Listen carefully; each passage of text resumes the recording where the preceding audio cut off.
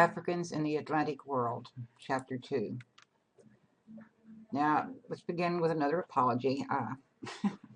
In my haste to try to save time, I went to an older lecture and tried to edit it.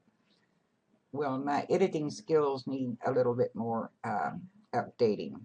I inadvertently deleted the first two slides and cut it off short at the last slide.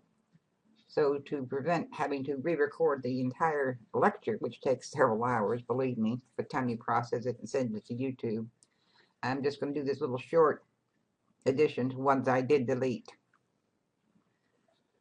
Slavery is a very, very ancient institution. It's been around since we have any type of history, oral or written.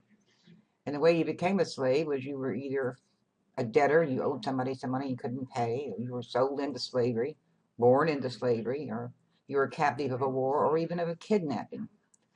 And the reason I say kidnapping is because back before the 1700s, your slaves were usually white Eastern Europeans.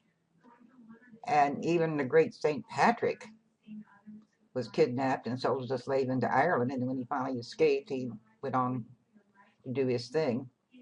And of course, the ancient Greeks, they were totally dependent upon slaves. The Romans, slavery also, completely slavery. And the weird thing about them was if you had this large plantation and the master is killed, and a slave is suspected, the entire slave population could be killed. We have documentations of sometimes as many as 200 and 300 slaves are killed because the master has been killed.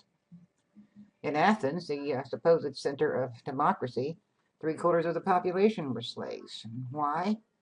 Because the upper class despised manual work. Manual work was done by someone who didn't have any upbringing or any prestige in society. Getting your hands dirty was bad. And where today we pay good money to get out and get suntan or go to the sun tanning booths and things. If you had any sign of a tan, you were considered lower class because you were having to work for a living. But slavery was even practiced by our American Indians here in North America. The country of Ethiopia had slavery legally until 1942. Saudi Arabia had slavery until 1960. Peru until 1968. India until 1976, legally. And in some parts of our world, unfortunately, we still have slavery today. Of course, I'm not talking about white slavery. I'm talking about slaves to do manual labor. So let's begin our tour of slavery, if you would. And I'm going to begin with information that's not in your text.